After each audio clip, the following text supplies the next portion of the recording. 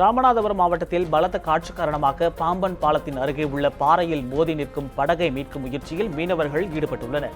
பாம்பன் வடக்கு கடற்பகுதியான பாக்சல சந்தையில் ரைஜில் என்பவர் தனது விசைப்படகை நிறுத்தி வைத்திருந்தார். இந்த நிலையில் சூறைக்காற்று வீசியதால் விசைப்படகின் நங்கூரமிட்டிருந்த கயிறு அருந்து அருகில் இருந்த பாறையின் மீது மோதி விபத்துக்குள்ளானது.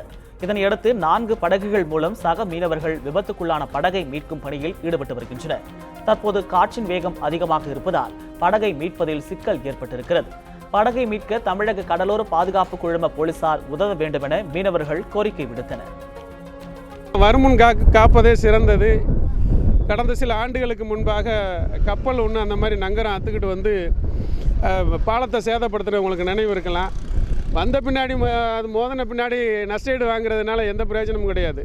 மோதாமல் இருக்கிறதுக்கு உண்டான நடவடிக்கையை இந்த ரயில்வே துறையும் அவங்களோட சேர்ந்து அந்த விசைப்படகை மீட்கிறதுக்கு முயற்சி செய்யணும். இந்த நேரத்தில் நான் கேட்டுக்கிறேன்.